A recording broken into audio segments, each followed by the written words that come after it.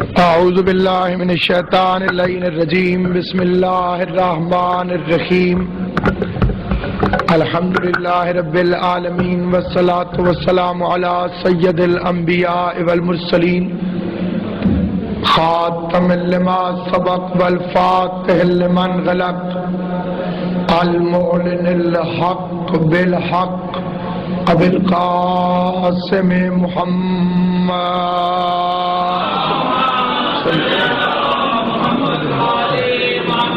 وأهل بيته الطيبين الطاهرين المعصومين المنتجبين المظلومين الذين أذهب الله عنهم الرجس وطهرهم تطهيرا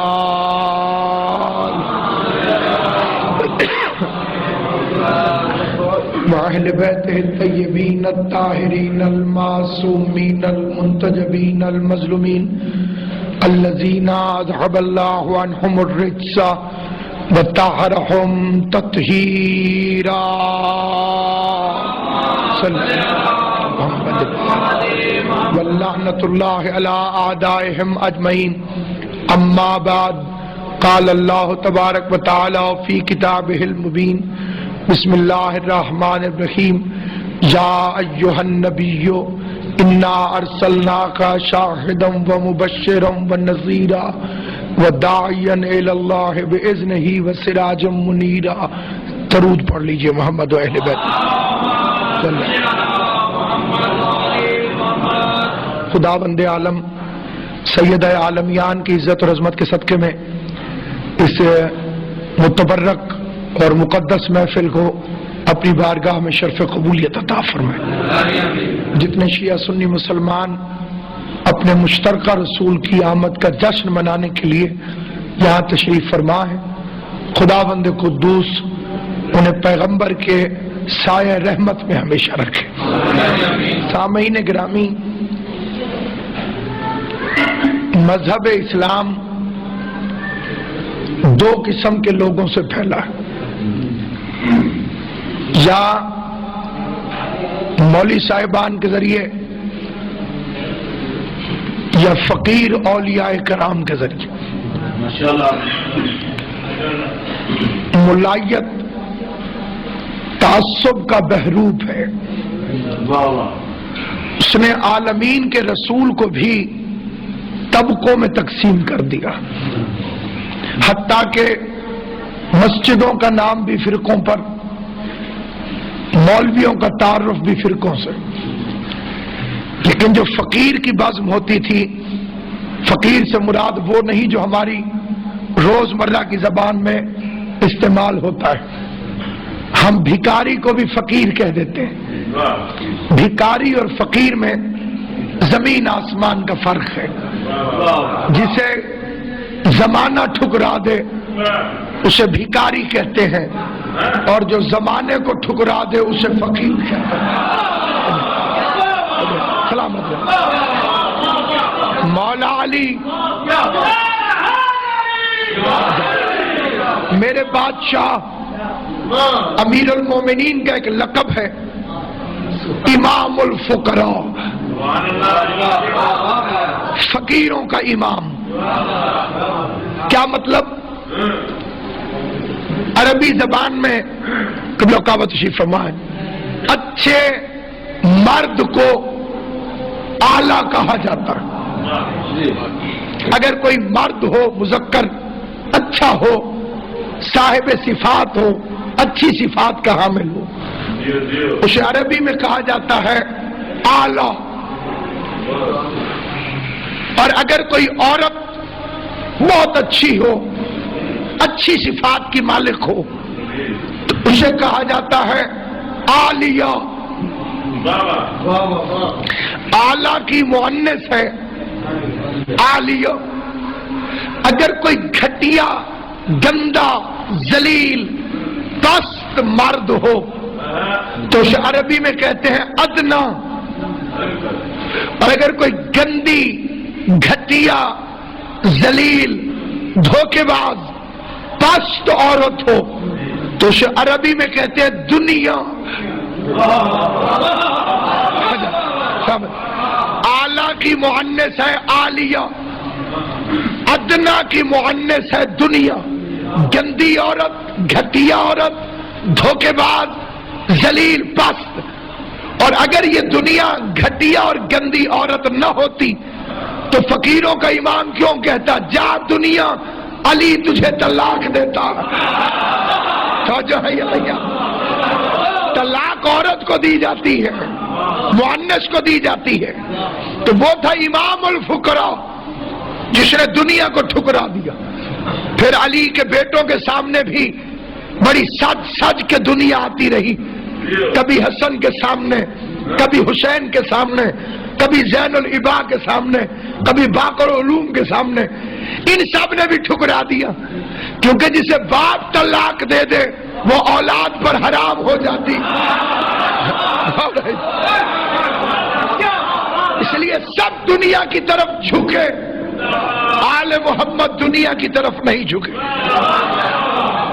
اب جو ان کے دروازے سے فیض حاصل کر کے چلے، دیکھیے ڈاکٹر بھی دو طرح کے ہوتے ہیں، ایک وہ کہ جو اسے خالی سورس آف انکم سمجھتے ہیں، پیٹ میں درد ہوا اپینڈکس کا آپریشن کر دیا، ڈاکٹر وہ بھی ہے۔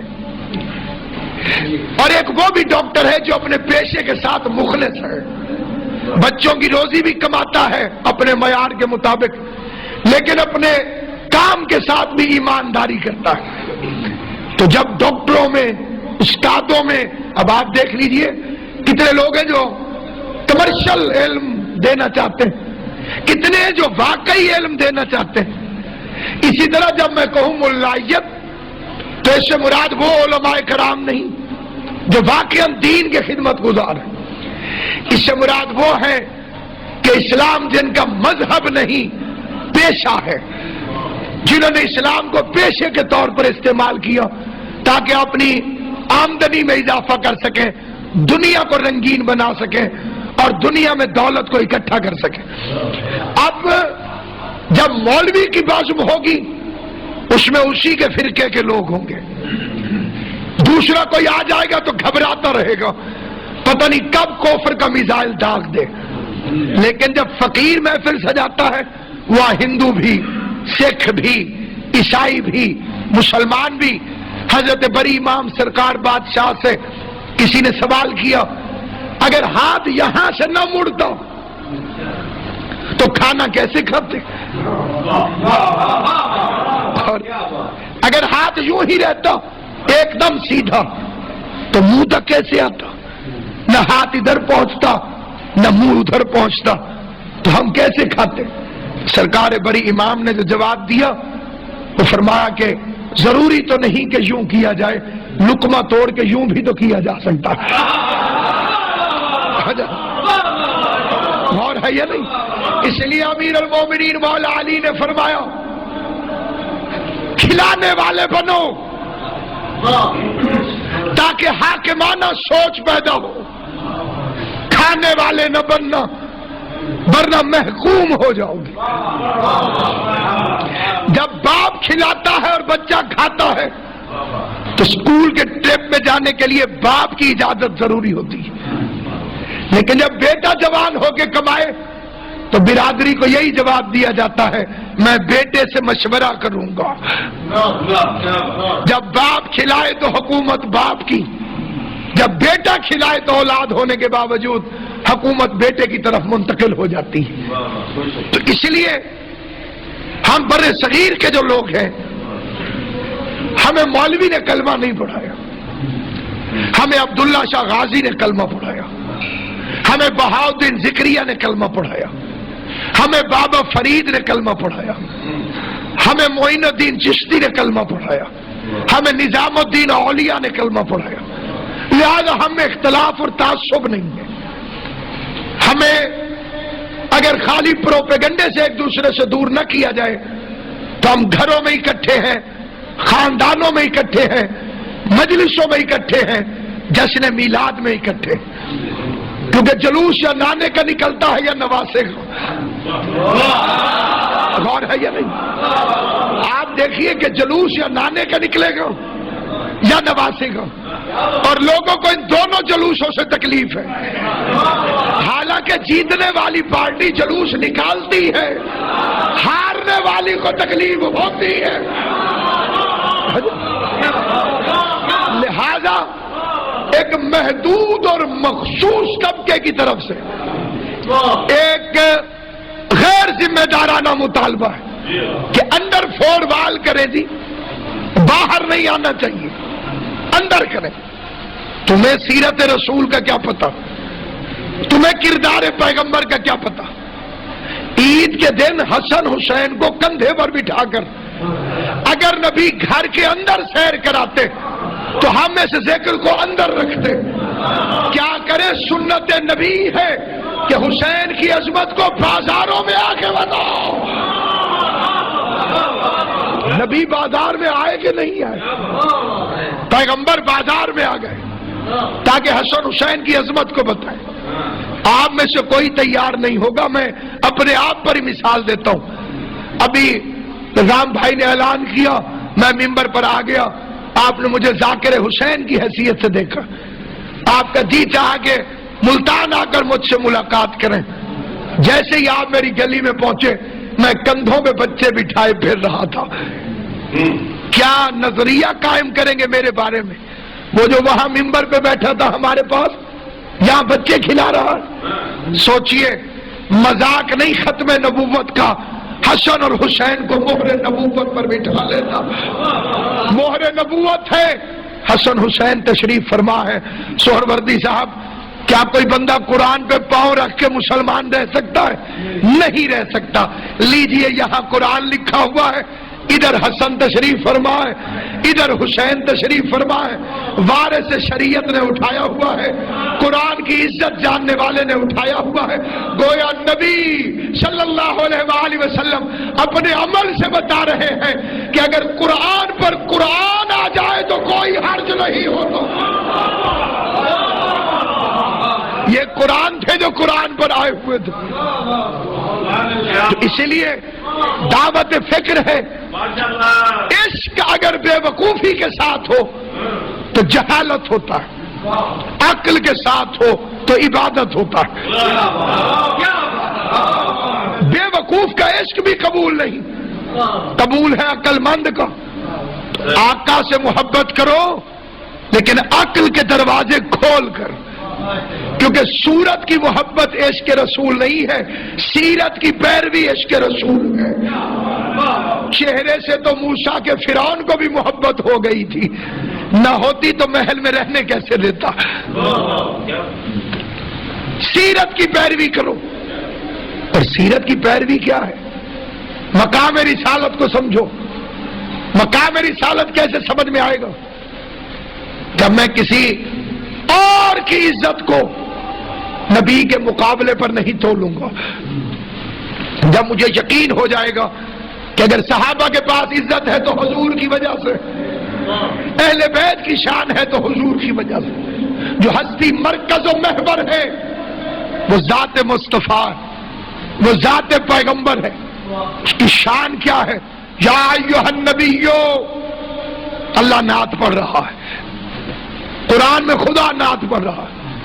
خالق نے نعت پڑھی اور مخلوق میں سب سے پہلے ابو طالب نے نعت پڑھی. اس نے طواف کے دوران پسینے میں بھیگے ہوئے مصطفیٰ کو اٹھایا اور آواز دے کے 3 سال کے نبی کے لیے نعت پڑھی. اگر کسی نے چل چلاتی ہوئی دھوپ میں ابر کرم کے موتی دیکھنے ہو تو وہ میرے بھتیجے محمد کے ماتھے سے پسینے کے قطرے تھے. سلامت و آباد، اللہ ان ہاتھوں کو سلامت رکھے. تو سامعین گرامی، وہ کس شان کا حامل ہے؟ پہلے تو یہ طے کرو کہ وہ آئے کب. میں کب آیا؟ میری تاریخ ولادت کیا ہے؟ امین بھائی، یہ آپ میرے گھر والوں سے پوچھیں گے یا محلے والوں سے؟ بڑا آسان سا سوال ہے. مجمع بہت زیادہ ہو تو پھر بے شک بندہ چپ کر کے سنیں. آپ بتائیے ہاں نہ کر کے، آپ کی ڈیٹ آف برتھ، چلے میری چھوڑیے، جو آپ کی ڈیٹ آف برتھ ہے وہ آپ کے گھر والوں کو ٹھیک پتہ ہوگی یا محلے والوں کو؟ جی بیٹا، گھر والوں کو پتہ ہوگی. تو حضور کے ساتھ ناانصافی کیوں کرتے ہو؟ اہل بیت سے کیوں نہیں پوچھتے کہ حضور کب آئے؟ چلیے یہ تو جھگڑا ہی کوئی نہیں 12 کو آئے کہ 17 کو آئے، ربیع الاول میں بھی مجھے بحث نہیں، کیونکہ یہ کیلنڈر سے پہلے کا نبی ہے۔ ابھی 12 نہ بنی تھی حضور تھے، ابھی 17 نہ بنی تھی حضور تھے، ابھی ربیع الاول نہ تھا حضور تھے، ربیع الاول بنتا چاند سے، ابھی چاند نہ تھا اور حضور تھے، چاند بنتا سورج سے، سورج نہ تھا اور حضور تھے، سورج چلتا نظام شمسی میں، نظام شمسی نہ تھا اور حضور تھے، کائنات نہ تھی۔ بنتا نبی جان وآدم بین الماء والتین، میں اس وقت بھی نبی تھا، خالی تھا نہیں، خالی ہونے میں اور نبی ہونے میں بڑا فرق ہے۔ نبوت عہدہ ہے، آدم وجود میں نہ آئے تھے اور میرا نبی عہدے دار تھا۔ سلامت و آباد و شاد، ابھی آدم علیہ السلام کا وجود نہ تھا اور میرا پیغمبر عہدے دار تھا۔ تو توہین رسالت کا قانون بناؤ کہ یہ تو بتاؤ کہ جنہوں نے کہا کہ 40 سال حضور نبی تھے ہی نہیں، اور جنہوں نے یہ افسانے گھڑے کہ خود ہی پتا نہ تھا کہ میں نبی ہوں۔ ورقہ بن نوفل نے بتایا کہ اگر واقعی آپ نے یہ چیزیں دیکھی ہیں غار میں تو پھر تو آپ نبی ہونے والے۔ سامعین گرامی، بلال حبشی کو کسی نے خط نہیں لکھا تھا، وہ عشق رسول کی خوشبو سونگھتا ہوا آ گیا، یعنی بلال کو پتہ چل گیا کہ آپ نبی ہیں، اور جو خود نبی ہیں انہیں پتہ نہیں چلا کہ میں نبی ہوں۔ سلمان نے فارس چھوڑ دیا، تمبر نے یمن چھوڑ دیا، فضا نے حبش چھوڑ دیا، انہیں پتہ چل گیا کہ یہ نبی ہے۔ پڑھے لکھے دوستوں سے سوال ہے، عیسیٰ علیہ السلام نے جھولے میں کہا قالا انی عبد اللہ آتانی الکتاب وجعلنی نبیا، جھولے میں عیسیٰ نے فرمایا میں اللہ کا بندہ ہوں، نبی بن کر آیا ہوں۔ چھوٹا نبی جھولے میں نبی، امتی نبی جھولے میں نبی، اور وہ جو سید الانبیاء ہے جس کی خاطر کائنات بنی ہے، اسے معلوم ہی نہیں کہ وہ نبی میں ہوں۔ عیسیٰ جاتے جاتے کہتے یاتی من بعدی اسمہ احمد، میرے بعد ایک آئے گا اس کا نام احمد ہوگا۔ عیسیٰ کو معلوم ہے کہ احمد نبی ہوگا، اور احمد کو معلوم نہیں کہ میں نبی ہوں۔ پھر جب دنیا میں آ گئے، حضور کے والد کی ایک ہی اولاد ہے، نہ اور کوئی بیٹا نہ بیٹی، خالی پیغمبر۔ شادی کے 6 مہینے بعد آقا کریم کے والد دنیا سے چلے گئے۔ کیا کبھی کسی سمجھدار ذہن نے یہ سوچا کہ ان کی وفات کے اسباب کیا تھے؟ اتنی جوانی میں 23 سال کی عمر میں شادی کے 6 مہینے بعد حضرت عبداللہ دنیا سے کیسے چلے گئے؟ وطن مکہ تھا، قبر مدینے میں کیوں ہے؟ حضور کے والد کی قبر مبارک جنت البقیع میں کیوں ہے؟ آقا کے والد کو یہودیوں نے مدینے میں نور مصطفیٰ کا رستہ روکنے کے لیے زہر دے دیا تھا۔ اب میں ایک سوال کرتا ہوں غیرت مند مسلمان سے کہ جس خاتون کو معلوم ہو کہ میرا شوہر کس بچے کی آمد کو روکنے کے لیے این جوانی میں قتل کر دیا گیا، وہ اپنے بچے کو کسی بڑھیا کے حوالے کر دے گی کہ جا تو لے جا اسے؟ اس بچے کی حفاظت تو زیادہ ضروری ہے، تو اس بچے کو جناب حلیمہ کے حوالے نہیں کیا جا سکتا۔ مجھے حضرت حلیمہ کے کردار پر اعتراض نہیں، لیکن سوال کچھ ضرور ہے۔ نمبر 1، بتاؤ جناب حلیمہ کا مذہب کیا تھا جس کی گود میں حضور آئے؟ ہم نے تو جس برتن میں دودھ بھی رکھنا ہو اسے بھی زیادہ صاف کرتے ہیں کیونکہ اس میں نور والا دودھ آنا ہے. غور ہے یا نہیں آپ؟ تو جب ہمارے گھر کی عورتوں کو تمیز ہے کہ جس میں دودھ والا نور آئے وہ برتن پاک ہونا چاہیے، اللہ نے جہاں مصطفیٰ والا نور رکھا وہ گود کتنی پاک ہونی چاہیے، وہ آغوش کتنی پاک ہوگی. میں نے مجمع کی کمی کا کسی قسم کا نوٹس نہیں لیا. نماز ہوتی ہے، چاہے اکیلا آدمی بھی پڑھے اسے پوری نماز پڑھنا ہوتی، لیکن صرف سر ہلاتے رہیے گا ہاں نہ، تاکہ مجھے پتا چلے کہ جو میں ارسال کر رہا ہوں وہ آپ وصول کر رہے ہیں. کون تھی دائی حلیمہ؟ کیا ایک کمزور سی اونٹنی کی مالک. اچھا، ان کے گھر میں کھجوریں بھی تھیں لیکن خشک رہتی تھی.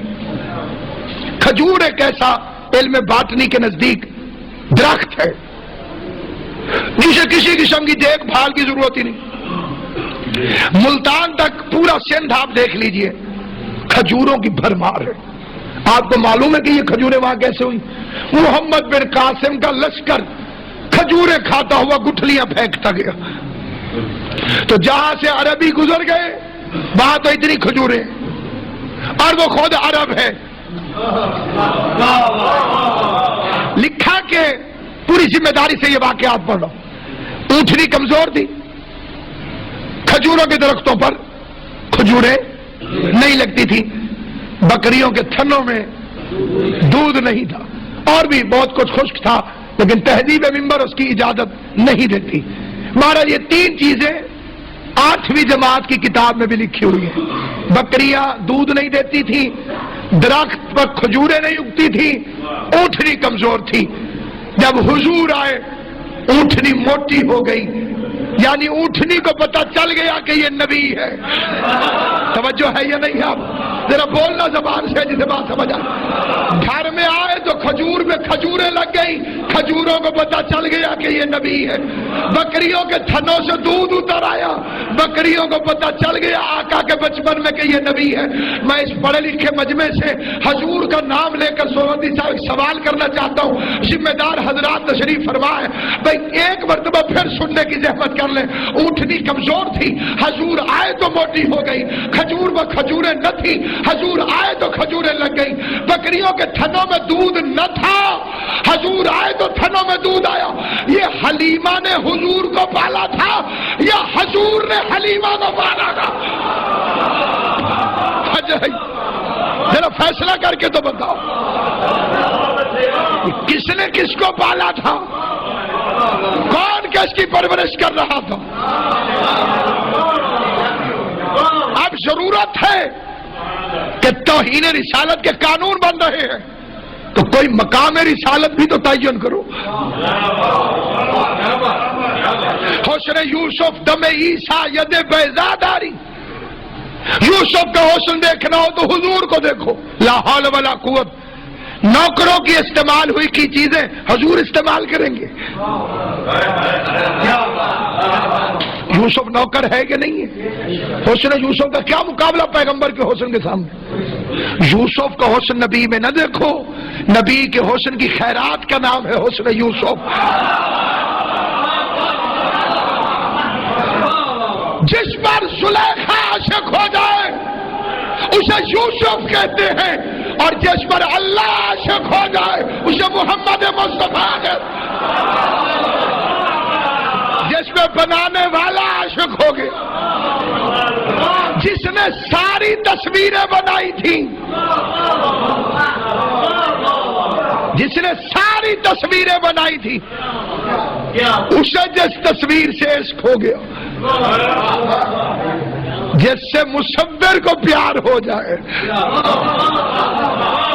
جس کی اداؤں پہ قرآن بنا دے، جس کی رفتار پہ قرآن اتار دے.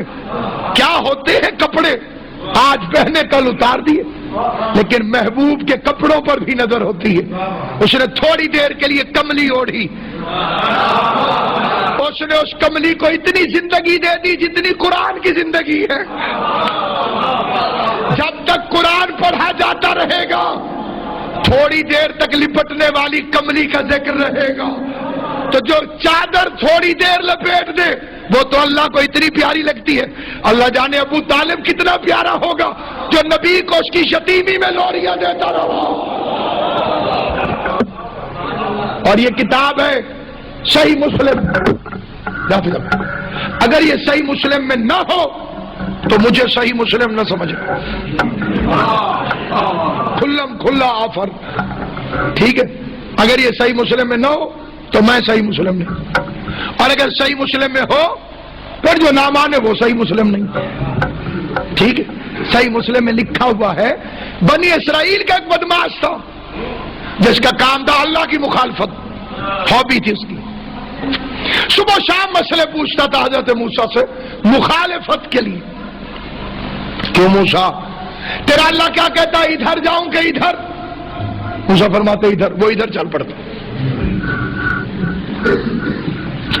زد بڑی بھیڑی ہے، زد کا پکا، مر گیا۔ حضرت موسیٰ کی امت نے گھسیٹ کے ڈاند پہ پھینک دیا، اللہ نے وحی کی موسیٰ اسے اٹھا، نہلا، کفنا، دفنا۔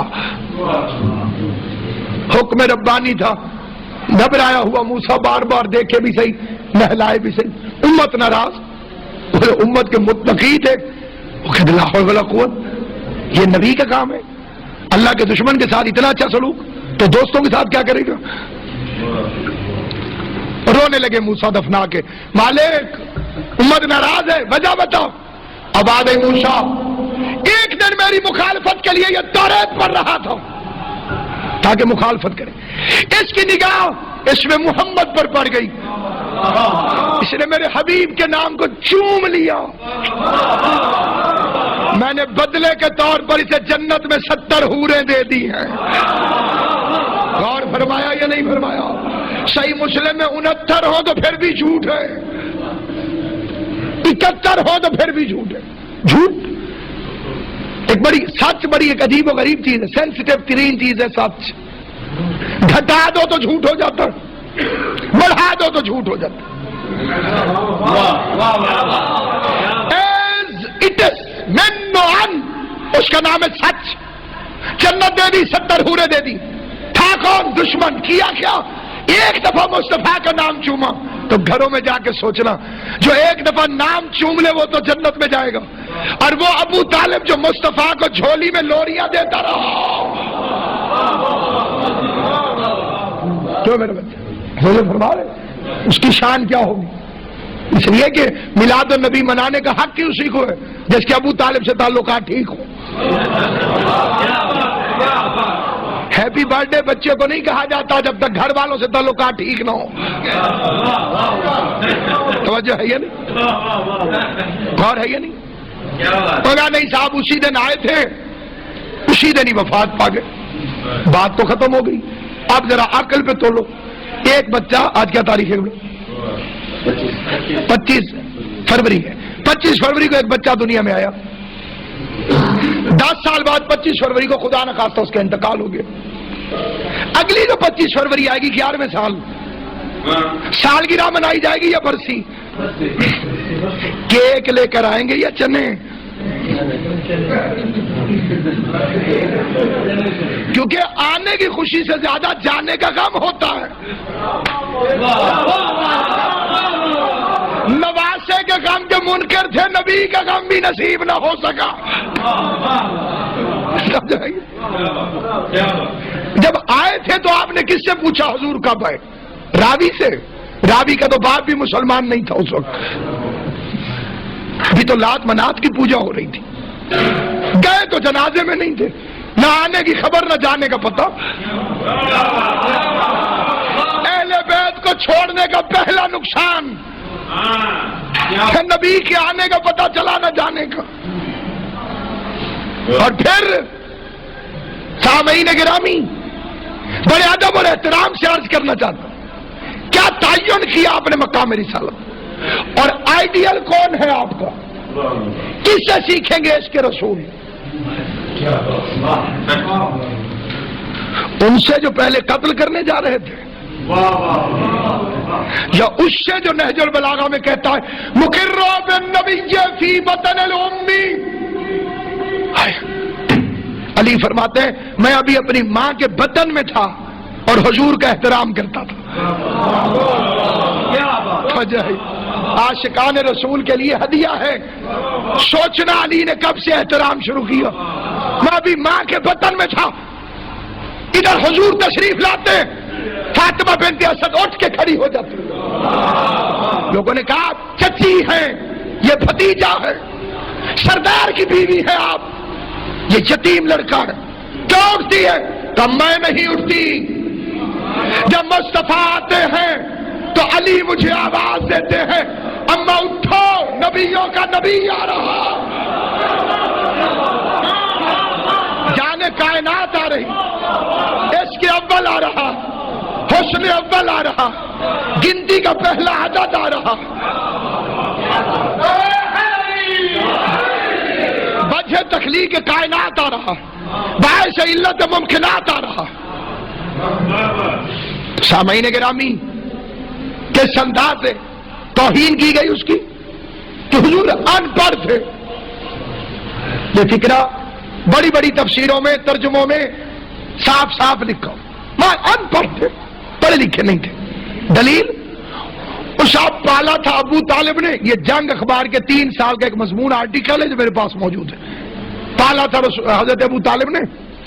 حضرت ابو طالب کے بچے بہت زیادہ تھے, کثیر العیال تھے, وہ تنگ دستی کی وجہ سے پڑھا نہیں سکے, کسی سکول میں نہیں بھیجا. عصمت بھائی نے اشتہار چھاپا, علامہ ناصر عباس خطاب فرمائیں گے. ٹاؤن کا ایک آدمی آ گیا, اس نے کس ان پڑھ کو بلایا ہے؟ انہیں پوچھنا چاہیے نا, تسی جان دو. اس کا نہیں جانتا تو نہیں ہوں, نام پڑھا ہے. تمہیں نام سے کیسے پتا چلا کہ یہ ان پڑھ ہے؟ اسے میں نے ساہیوال کے سارے سکولوں سے پوچھا کہیں یہ پڑھنے آیا تھا؟ انہوں نے کہا نہیں, لہذا ان پڑھ. آپ کہیں گے ان پڑھ وہ نہیں, تو بے وقوف ہے. وہ کوئی ساہیوال کا ہے جو تو ساہیوال کے سکولوں سے پوچھ رہا ہے؟ بات سمجھ میں آئیے گا. ساہیوال سے پوچھو جن کا ایڈریس ساہیوال کا ہو. وہ ملتان کا ہے, ملتان کے سکول سے پوچھو, ملتان کے مدرسے سے پوچھو پڑھا لکھا تھا کہ نہیں تھا. میرے نبی کو مکہ مدینے کے سکولوں میں نہ پڑھتا دیکھ کر ان پڑھ کہنے والے جاہلوں کی اولادوں, وہ مکہ مدینے کا تھا کہاں؟ اگر اس کا علم پوچھنا ہو تو عرش میں جا کے پوچھو پڑھا لکھا تھا یا ان پڑھ رہا.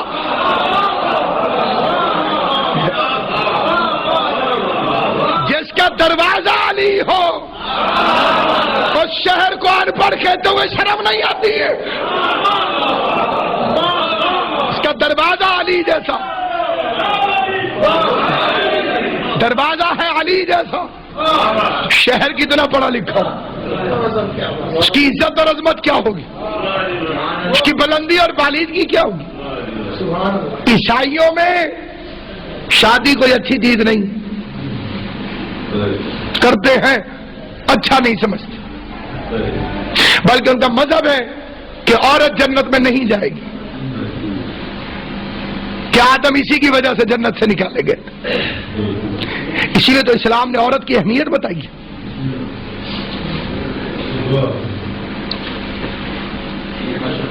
ان کا پوپ بھی وہی بنتا ہے جو شادی نہ کرے, کیونکہ ان کی ہولی فیملی میں 2 کیریکٹر ہیں اور دونوں غیر شادی شدہ. عیسیٰ ہیں, ان کی بھی شادی نہیں ہوئی. جناب مریم ہیں, ان کی بھی شادی نہیں.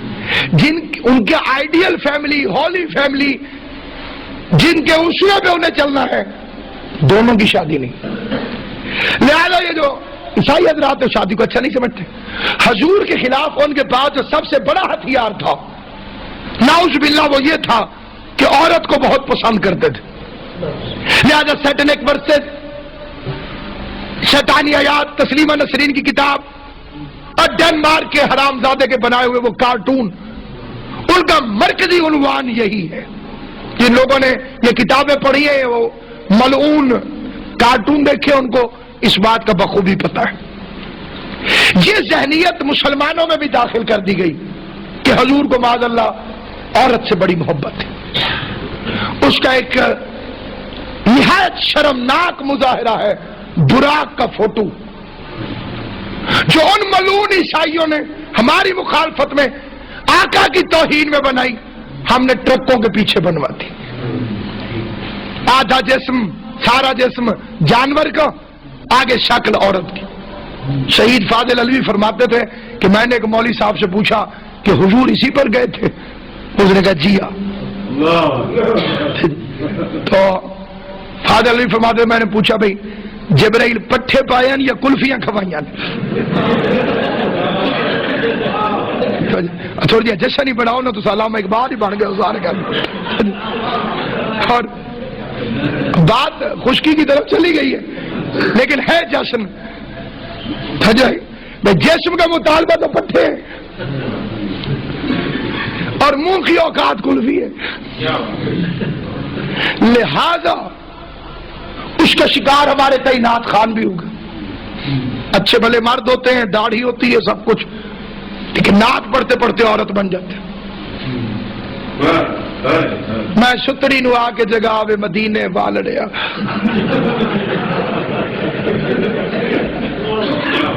اگر تو ستڑا بن جائے تو تیرا کیا نقصان ہے؟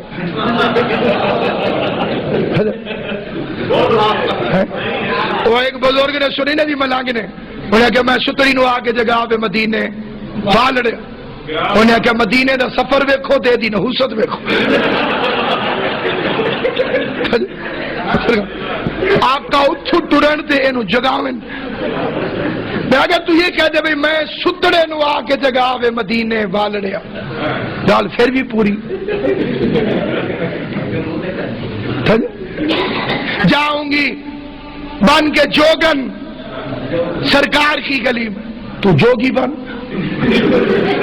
کیا حرج ہے یوں کہنے میں کہ جاؤں گا بن کے جوگی سرکار کی گلی میں؟ حالانکہ نہ جوگی بنے گا نہ جوگن. مجھے امین بھائی پتہ ہے, کیونکہ جوگی بنا یا جوگن تو بین بجانی پڑے گی, اور بین بجاؤ تو سانپ نکل آتا ہے, اور یہ بڑی خطرناک چیز ہے. اس کے سامنے بڑے نہیں رک سکے تو چھوٹے کتنے رکتے ہیں.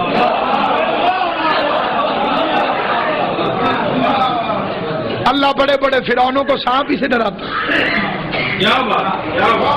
قرآن میں پڑھ لے, فرعون اسی وقت ڈرا تھا جب سامنے سانپ آیا تھا. یہ اسی منحوس فکر کو قوت دینے کے لیے عاجزی کا بہانہ کر کے شاہ مردان کے مولا کے سامنے اپنے آپ کو عورت بنا کے پیش کرتا. اگر آقا کریم کو ان میں یہ عیب ہوتا تو 25 سال تک اکیلی خدیجہ کے ساتھ این جوانی میں زندگی کیسے گزارتے؟ 50 سال کے بعد تو بڑھاپا ہوتا ہے. 25 سال کی جوانی میں خدیجہ سے شادی, جس کے لیے لکھا جاتا ہے 40 سال کی تھی. چلو میں 1 منٹ کے لیے مان بھی لوں, 15 سال بڑی. اور عرب میں 15 سال کا فرق ماں بیٹے جتنا فرق ہے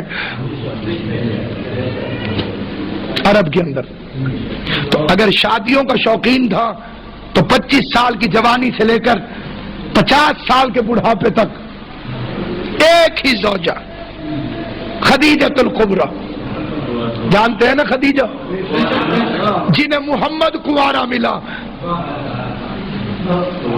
اس کی عزت کے لیے یہ ایک فکرہ کافی کہ واحد بی بی ہے جسے حضور کنوارے ملے.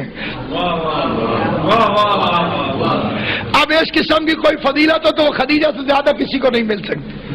اسلام کی خاتون اول, پہلی شریک حیات حضور کی. اس زمانے میں شریک حیات جب نماز فرض نہیں تھی, روزہ ابھی فرض نہیں ہوا, جہاد نہیں ہے, کوئی ایکٹیویٹیز ہے ہی نہیں. اور بعد میں 10 سال میں 13, 80 جنگوں سمیت, روزانہ کی 5 نمازوں سمیت, سال کے 1 مہینے کے روزوں سمیت. تو اگر وہ کردار میں ایسا ہوتا کیونکہ شادیاں اتنی، یہ ویڈیو بن رہی ہے، جو یہاں پہ نہیں ہے وہ بعد میں ویڈیو دیکھیں گے، نہ ہونے کے باوجود سب کچھ انہیں نظر آ جائے گا۔ بیوی سے بڑا کیمرہ کون سا ہو سکتا ہے؟ عرب کے شک کرنے والے قبیلوں میں سے وہ ایک کیمرہ اپنے گھر لے آیا۔ بیٹیاں دے کے دیکھ لو، میں جیسے گھر کے باہر ہوں ویسے گھر کے اندر، میرا کردار، میری سیرت۔ آپ سمجھتے بیوی ایک ایسا کیریکٹر ہے جو شوہر کے فضائل کو سب سے آخر میں مانتی ہے، وہ بھی اس کا دل کرے تو ہو جائے گی۔ تو خطرناک بات، آپ یوں سمجھ کے بولتے رہے کہ میں اپنی بات کر رہا ہوں، آپ کو ٹھیک۔ اگر بیوی کو شوہر سے محبت ہو، اتنی کو اتنا کر کے بتائے گی تعریف میں، نفرت ہو اگر شکایت اتنی ہوگی تو اتنی کر کے بتائے گی۔ شوہر سے محبت ہو، یہ جرسی کہاں سے آئی ہے؟ لندن سے، جسے نہ ہو لندن والی کو لنڈے کی کہیں گے، ٹھیک۔ ہمارے مولوی صاحب نارووال گئے، نارووال، وہ فون کر کے پوچھا قبلہ کہاں ہے؟ بیوی کو بڑی محبت تھی اپنے شوہر سے، چاہتی تھی وہ بڑے مولوی بن جائے، انہوں نے ناروے گئے۔ تو بچہ چوپے تیرے کا خرچہ تو نہیں ہو گیا، بھاوے ناروے بن جائے، بھاوے نارووال، ٹھیک ہے۔ کہاں گئے؟ ناروے، لام ہٹا دی پڑے، یہ لگا دی۔ یہ ہے محبت، جسے محبت ہو تھوڑے صبر کو لمبا کر کے بتاتی، جسے نفرت ہو شوہر معراج سے ہو کر آ جائے وہ ماننے پر تیار ہی نہیں ہوتا۔ یہ ایک عام مثالیں، اسی طرح سے چلے میں ایک مثال سنا دوں۔ ایک سادھو تھا، حکایت ہے، ہوا میں اڑتا تھا، ایک دن اپنے گھر کے اوپر اڑتا رہا، گھر آیا تو بیوی شروع ہو گئی، تم کیا چلے کاٹتے رہتے ہو؟ سادھو تو وہ تھا جو آج ہمارے گھر کے اوپر اڑتا رہا۔ اس رشتے کی ایک بد نصیبی یہ بھی ہے، میاں بیوی والے رشتے کی، اسے اردو میں کہتے ہیں مجازی خدا، پنجابی میں کہتے ہیں بندہ۔ کتنا فرق ہے، زبان بدلی تو خدا سے بندہ بن گیا۔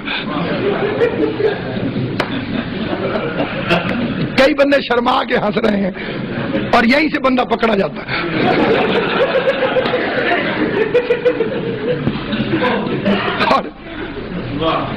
اب اسے کہا وہ حقیر، پر تقصیر، عاجز میں تھا جوڑ رہا تھا۔ اچھا اچھا، تائیوں ونگا ونگا اڑ رہا، آڑے ترچھے اڑ رہے تھے۔ چلیے یہ تو مثال ہے، ایک سچا واقعہ سننا۔ ایک عالم دین کو روتا ہوا مجمع دروازے پہ چھوڑنے آیا اپنے گھر ان کے، اور دروازہ کھلا تو بیوی نے دیکھا کوئی ادھر دیوار سے، کوئی ادھر دیوار سے، کوئی ایک دوسرے کے گلے سے۔ یہ مجھے کیا کہا انہیں، تمہیں کیا کہہ کے آئے ہو؟ میں نے کہا میں نے تہجد کے فضائل پڑھے۔ تو خود تو فجر بھی قضا کر دیتے، انہوں نے تہجد رو آئے ہیں، فجر کے وقت میں جگاتی رہتی، اٹھتے نہیں مانتی بیوی۔ میرے نبی نے اپنا کردار سب سے پہلے اپنی بیوی سے پوچھا، غار ہرا سے آ کے خدیجہ فرشتہ آیا تھا، گردن جھکا کے کہتی آپ ہیں ہی ایسے کہ فرشتے نوکری کے لیے دروازے پہ اترے ہیں، آپ کی شان یہی ہے، آپ کا رتبہ یہی ہے، آپ کی فضیلت ہی یہی ہے۔ یہ ہے کائنات میں کردار پیغمبر، یہ ہے سیرت رسول۔ گھر سے عورت نکلی ہوئی تھی، وزن زیادہ اٹھایا ہوا، یہ بڑی بیماری تھی عرب کی عورتوں کو، گھر سے نکلتے وقت دیکھتی نہیں تھی کہ یہ وزن اٹھا سکیں گی کہ نہیں اٹھا سکیں گی، لہذا کئی مرتبہ اپنی اوقات سے زیادہ وزن اٹھا کے گھر سے نکل پڑتی تھی۔ جی ہاں،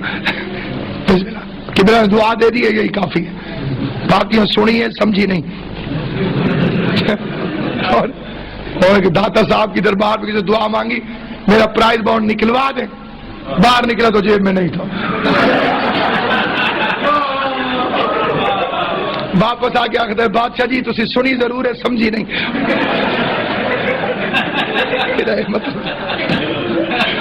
جشن اصل میں ہوتا ہی ہے, یہ دو بندے بھی ہو تو جشن ہوتا ہی. ویسے تو اکیلا بندہ بھی جشن منا. ہمارے ایک ذاکر تھے بابا پیر سید ریاض حسین شاہ صاحب آف موچ. یہ مولا کے ایسے ذاکر تھے جن کی آوازوں پر امام حسین کے دستخط تھے. آج بھی ان کی زندہ یادگار ہے, جن لوگوں نے انہیں سنا ہے. آج بھی ان کے لہجے کی تقدسیت وہ دور نہیں ہو سکی. پڑھتے سر مصائب تھے. وہ ہمارے علاقے میں آ گئے تو پہنچ کے پتہ چلا بھی جشن, لائٹیں لگی ہوئی, پھول پتیاں, اور بندے ہاتھ ہاتھ کے مبارک مبارک. انہوں نے کہا میں کیا کر سکتا. اوپر سے بانی بھی ظالم تھا. اس نے کہا جنہیں آج مصائب پڑے میں کوئی نیاز نہیں دے گا. ایڈی بڑی گل تو پچا گئے ہو تو سب. انہوں نے آخیا بھی جنہیں مصائب پڑے آج میں نیاز نہیں دینی. جنہیں روایا تڈیاں تے آج جو روسی اڈیاں تے.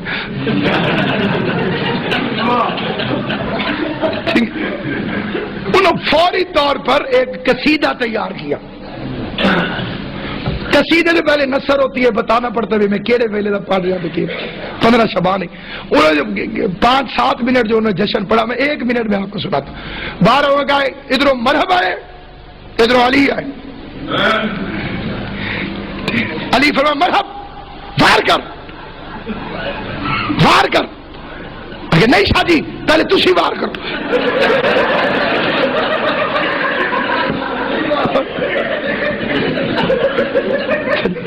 جیڑا اس فکرے تے نہیں پھر گیا, میں وہ دی امید تے بیٹھا میں بولے سی کیا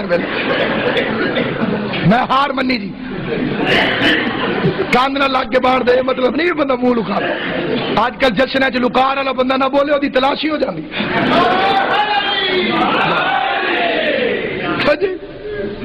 بندے ہاش میں انہیں کتاب بچا گیا کہ یہ جشن ہے.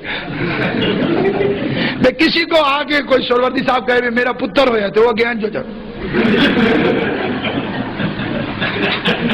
پریشان ہونے والی بات ہے. عام نبی نہیں, سید الانبیاء.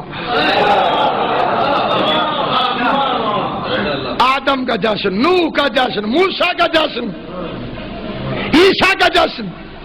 تو میرا بھائی عقیل اللہ اس کی زندگی کرے اٹھ گئے باہر, وہی باہر چلا گیا جی. باہر سونے جی, میں بندہ بدل دینا جی. حیدری صاحب یہ زباری تو چوڑ جامن جی, صدقہ محمد والی. مجھے ملتان میں پتا چلے کہ یہ زواری پہ چلے گئے. میں نے شاہ شمل مٹھائی بانٹ, سائیوال کے بندے نے لڈو لے لیا مجھ سے. انہیں کہ خیر پہ میں کہ جی حیدری صاحب زواری تھے گئے, میں خوش ہو کے بنڈی. تو میں پریشان ہو گیا کہ خوشی سائیوال کی مولی ملتان میں منا رہا ہے.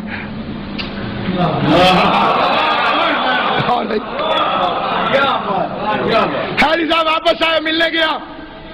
ایسا مجھے بات سمجھ نہیں آئی. کیا آپ زواری پہ گئے تھے؟ ہاں جی. ملتان کا ایک مولوی مٹھائیاں بانٹ رہا تھا. کون؟ اسے فوراً نام لیا, ناصر عباس. انصاف کرنا سر, ایک فکرہ حیدری صاحب ضرور کہیں گے. مولوی صاحب ساڈے اپنے نے ہوں دس رہا ہے کہ کوئی نہیں, کوئی ہلا چلو کہیں گے کہ نہیں کہیں گے. میں مولوی صاحب ساڈے اپنے, میں کہتا ہوں کیا کہنے اس جشن کے جس میں شیعہ سنی اکٹھے ہو کے آمد رسول میں ہنس رہے ہوں اور انہیں خوش ہوتا دیکھ کر جبرائیل جا کے آقا سے مدینے میں کہے کہ آقا خوشی تو مدینے کی ہے, مکے کی ہے, ابو طالب کے گھر کی, آمنہ کی, یہ کیوں خوش ہو رہے تھے؟ تمہاری نسلیں سنور جائیں گی. اگر ایک دفعہ حضور نے فرما دیا وہ میرے اپنے ہیں. جسے جسے شوق ہے